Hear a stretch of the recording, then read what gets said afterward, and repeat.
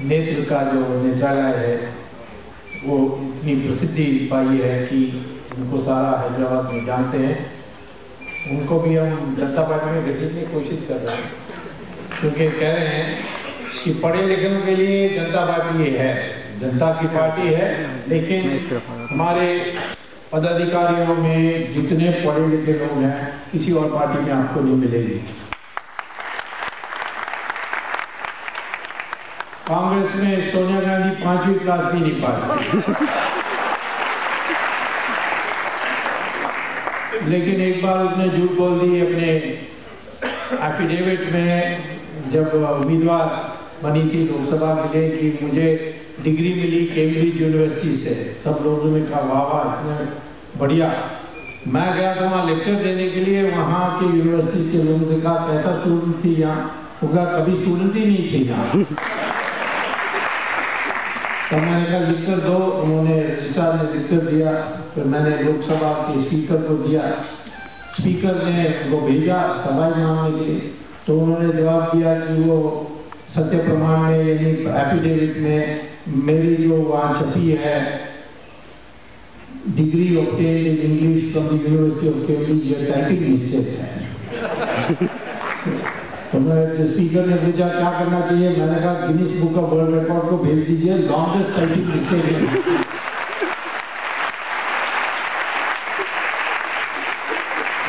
Typing mistake एक अक्षर का टाइपिंग मिस्टेक होता है, कॉमा फुल-स्टॉप का होता है, ये तो पूरा सेंटेंस ही टाइपिंग मिस्टेक एक ऐसा हो सकता है।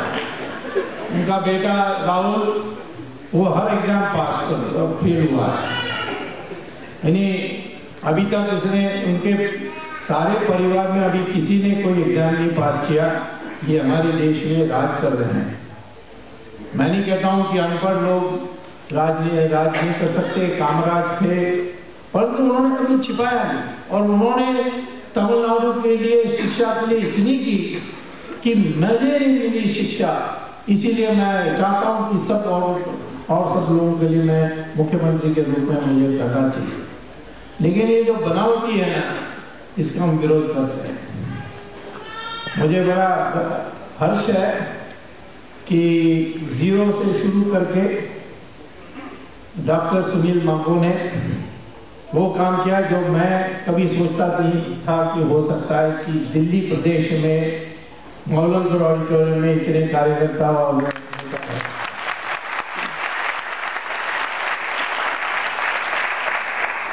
और भी इतना ट्रैफिक जाम होने के बाद कई बसेस अभी भी रुके हुए हैं। मुझे भी आने में आधा घंटा लगा, यह पास से आया हूं जहां 10 मिनट से ज्यादा नहीं लगती है, तब भी मुझे आधा घंटा लगा। तो इसके बावजूद इस सारे दुकान के बाद अकेला हम किसी के मदद के बिना उन्होंने काम खड़ा कर दिया।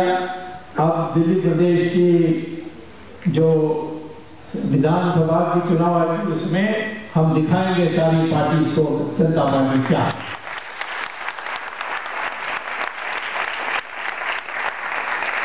हमें किसी जगह में मेजॉरिटी हासिल करने की आवश्यकता नहीं है। हमारे लोग इतनी शक्तिशाली हैं तो 2-3 लोग ही सभा में होंगे तो कोई सरकार हमारी बिना चल नहीं सकती।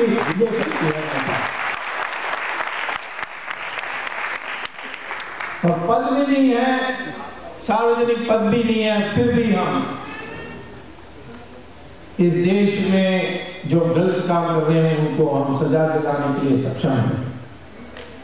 अभी डॉक्टर मांगो ने कहा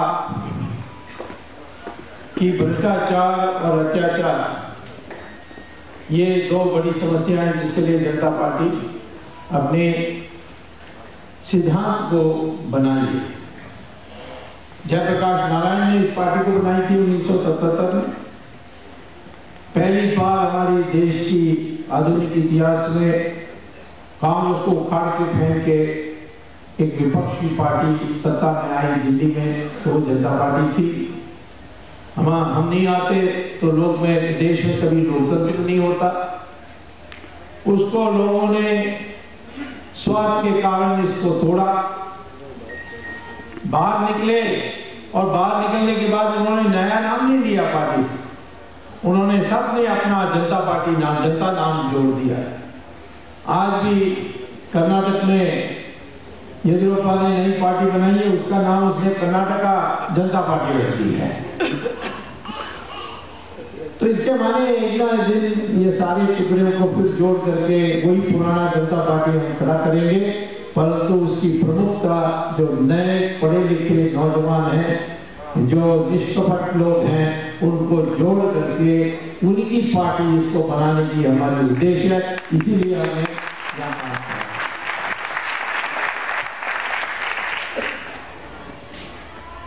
हमारे जब जनता पार्टी राज में थी, मोरारजी देसाई प्रधानमंत्री थे, उन्होंने पहले दिन ही मुझसे पूछा, मैं उस समय पार्टी का महामंत्री था, वो संसद में भी था, तब उन्होंने मुझे पूछा क्या करना चाहिए। मैंने कहा दामों को कम करना चाहिए, पहला कदम। उन्होंने कहा दाम कम हो सकते हैं, ये तो दाम या स्थिर रहती है या ऊपर बढ़ती है, कभी कम तो हुआ। मैंने कहा कम हो सकती है, उसके तरीके हैं। उन्होंने आखिर में जो भी मैंने कहा उसको अमल किया और चीनी 2 रुपया किलो में बिका और कपड़े सस्ते हो गए, सारी चीज सस्ते हो गए कि यहाँ तक कि लोगों ने राशन कार्ड ढूंढ दी। ये परिस्थिति आप अपने पिताजी और माताजी को पूछेंगे तो बताएंगे कि जनता पार्टी के काल में पहली बार दाम गिरी, बाकी किसी सरकार के टाइम पर गिरी नहीं। आज भी हम कम कर सकते हैं। पेट्रोल की दाम जो है कितनी बढ़ गई है, परंतु ये जो 70-75 रुपए की लीटर के हिसाब से है, उसमें खनिज तेल को खरीदना, विदेश से भी खरीदो, विदेश से खरीद के हिंदुस्तान लाए, यहाँ रिफाइनरी में उसको पेट्रोल बनाए, फिर उसको टैंकर में डालकर पेट्रोल पंप तक पहुंचाए, पेट्रोल उसका खर्चा भी, रिफाइनिंग खर्चा, पेट्रोल के टैंक से ले जा करके पेट्रोल पंप से तक छोड़ने के लिए खर्चा, पेट्रोल पंप की कमीशन की खर्चा, तो कुल मिलाकर कितनी बढ़ती है? 28 रुपया। बाकी सब टैक्स, ये टैक्स बेफजूल खर्च में लगाती है सरकार।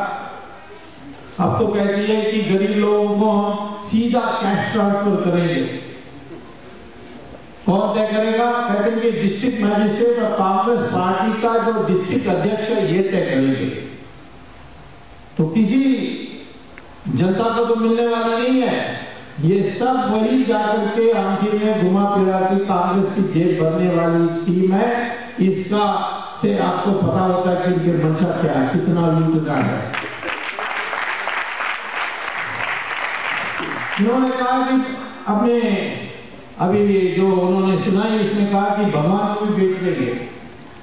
सोनिया ने तो शुरुआत कर दी, भगवान की मूर्तियों को तो बेचने लगी है विदेशों में तस्कर करके। तो भगवान को बेचने के लिए प्रयास करेगी तो फिर उसका अंत आएगा, ये तो हम जानते हैं। लेकिन इस देश को आज बचाना है। इस देश को बचाने के लिए हम लोगों को क्या करना है?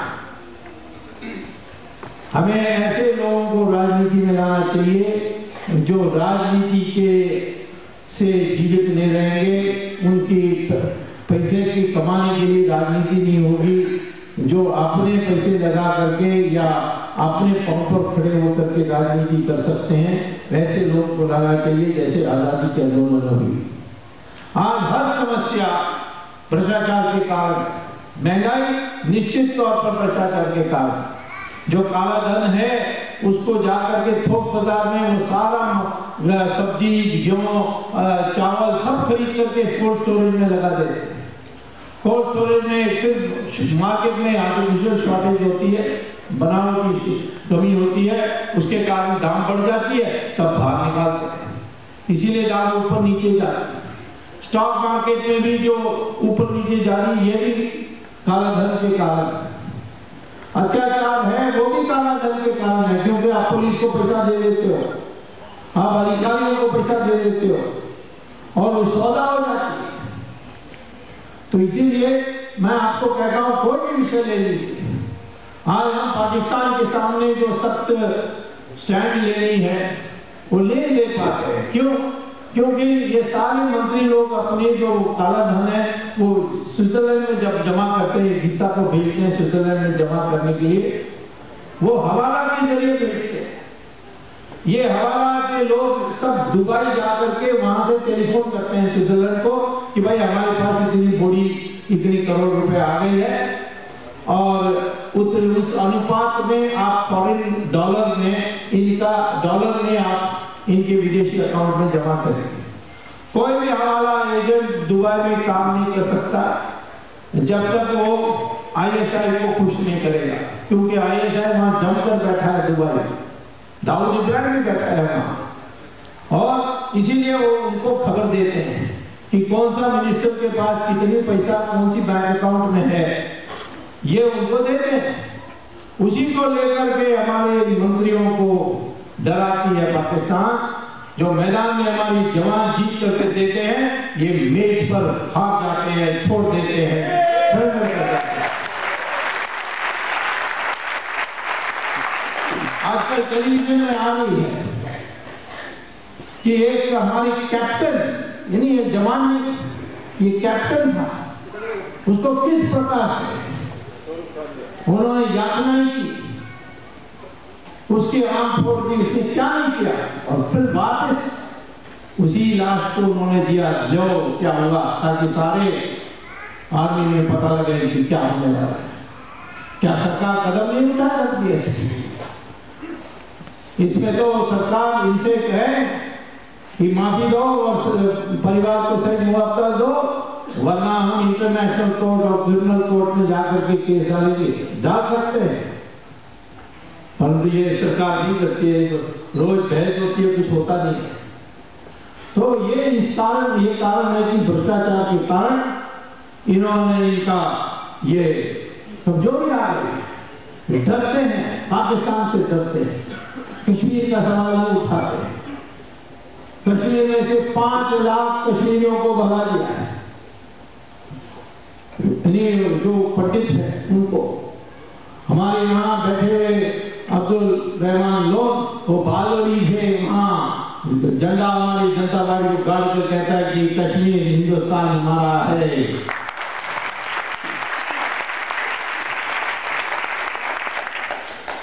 ऐसे हिम्मत लोगों को जुड़ाना है। हमें कोई हिंदू मुसलमान ये सब नहीं जानते। जनता पार्टी जो ये राष्ट्रवादी है, जिनमें जो इस देश को अपना मानते हैं, जो इस धरती से ही हमारी पूर्वज है, जो जोड़ते हैं, उन सबको हम अपना भाई बहन मानते हैं।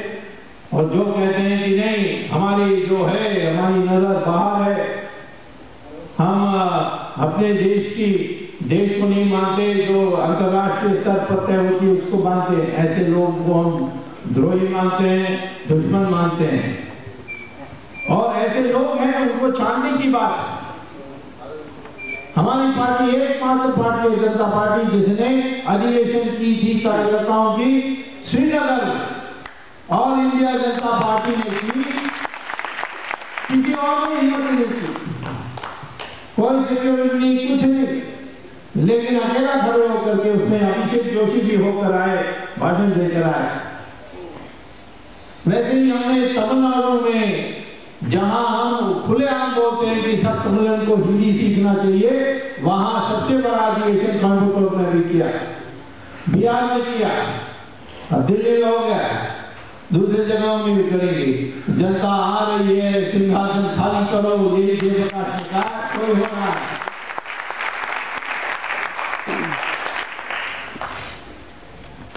आज समय की सीमा के कारण मैं पूरी बातें रख नहीं पाऊंगा, लेकिन ऐसे और अधिवेशन हो गए। मुझे तो अब विश्वास हो गया कि सुनील मां को मीटिंग करा सकता है।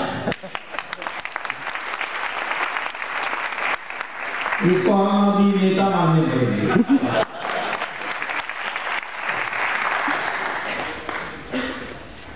हम अपने पुस्तिका के जरिए, वेबसाइट के जरिए आपको अवगत कराएंगे। इस देश में जहां भी, इस दिल्ली प्रदेश में जहां भी अन्याय होगा, वहां जनता पार्टी जा सकती है, यदि हमारे लोग होंगे। जिस जगह में अन्याय होती है वहां के लोग हमें लोग देंगे कि हाँ, हम जनता पार्टी की यूनिट बनाएंगे। हम जनता पार्टी की झंडा रखेंगे। कोई भी जिस घर में जनता पार्टी की झंडा होगी उस घर में की कोई नहीं छू सकता है, कोई छुएगा तो हम ही जाएंगे उनका सम्मान करें। हम तो सारी चीजों सीख ली है। जो लोकतंत्र में जो असली हथियार है वो है हमारी संविधान। उस संविधान के जरिए हम मंत्रियों को जेल भेज सकते हैं, ये हमने करके दिखा दिया। हम तो कोई सत्ता में नहीं है, कोई पद में नहीं है, लेकिन मंत्री को अंदर भेज दिया और मंत्री की भी लाइन लगी हुई है। चिदंबरम को तो कई केसों में अंदर करेंगे।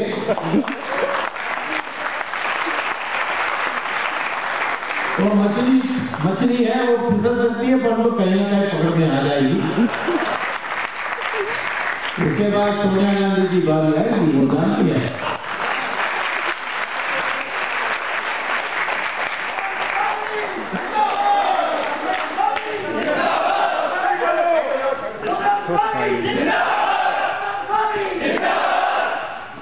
तो मैं आपको यही कहना चाहता हूं कि संविधान को रखकर हमने दिखा दिया।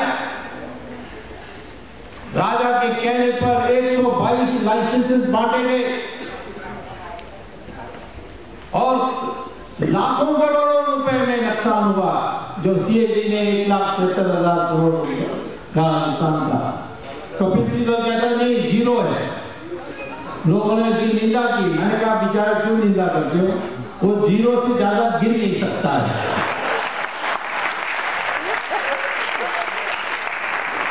चापलूसी करके मंत्री बन गया है, उसको गिनने की क्या जरूरत है। तो परंतु ये वास्तविकता है कि जिन लोगों को राजा ने लाइसेंस दी थी हिंदुस्तानियों को, उन्होंने उस लाइसेंस को सस्ते दाम पर लेकर के 10 गुना दाम पर विदेशी कंपनी को बेच दिया है। यदि सीधा सरकार 10 गुना दाम पर बेचती तो सरकार को 1,76,000 करोड़ से ज्यादा मिलती। इस बार नीलाम में उन्होंने उल्टा पुल्टा किया। अब सुप्रीम कोर्ट में उनकी रगड़ाई हो रही है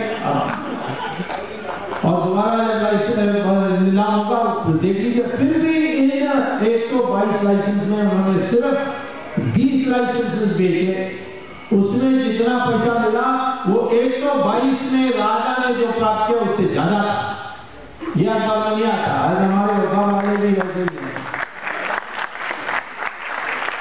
दिल्ली प्रदेश में इतनी अच्छी सभा हुई वो नहीं दिखाएंगे और राहुल गांधी चले जाएगा कोई झोपड़ी में तो पूरा दिन दिखाते रहेंगे। क्योंकि इनका जनता पार्टी से डर है, इस पार्टी को कंट्रोल नहीं कर पाता। इसीलिए बादल लोगों की आवश्यकता है, इस देश को बदल सकते हैं। कहते हैं कि दुनिया को झुकाया जा सकता है परंतु झुकाने वाला चाहिए। एक हमारी जनता पार्टी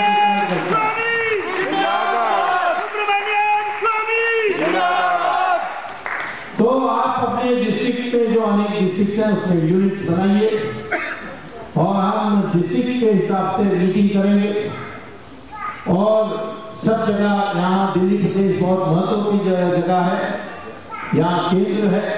दिल्ली में हमारी असेंबली में प्रतिनिधि चले जाएंगे, कितने भी हो, 4 हो, 5 हो, 2 हो, 1 हो, परंतु हमारी गिनती हो जाए वहां। तो मैं आपको कहना चाहता हूं कि दिल्ली में जो आज गुंडागर्दी हो रही है, डकैती हो रही है, छेड़छाड़ हो रही है महिलाओं से, ये सब बंद हो जाएगा। क्योंकि फिर हमारी वाणी में बल आ जाएगी और भी बल आ जाएगी और कोर्ट के जरिए जिनको सजा देनी चाहिए उसके लिए और भी कुशल हो सकेंगे। इसीलिए मैं आपको बधाई देता हूं कि इतने सालों के बाद, बहुत सालों के बाद दिल्ली में जनता पार्टी की अधिवेशन हुई। जयप्रकाश नारायण जाते जाते मुझे कहा, स्वामी सब छोड़ देंगे परंतु तुम मत छोड़ना। मैंने मैं अकेला क्या करूंगा। उन्होंने कहा कि शंकराचार्य से आज तक जिसने भी कुछ किया इस देश में उसने अकेला ही किया है, कभी अकेला महसूस मत करो। इस देश की नीति ऐसी है जो अकेला खड़ा हो जाता है। राणा प्रताप खड़ा हो गया, उसने सारा चेतना बदल दी। रानी झांसी अकेला खड़ी हो गई। तो हमारे देश में पूजा उन्हीं लोगों की होती है जो अकेला खड़े हो जाते हैं। तो चिंता मत करो, एक एक आप अकेला खड़ा हो जाओ और देखो कितना परिवर्तन आती है। ये जनता पार्टी वीरों की पार्टी है, ये कोई खरीदी हुई पार्टी नहीं है, कोई समझौता करने वाली पार्टी नहीं है।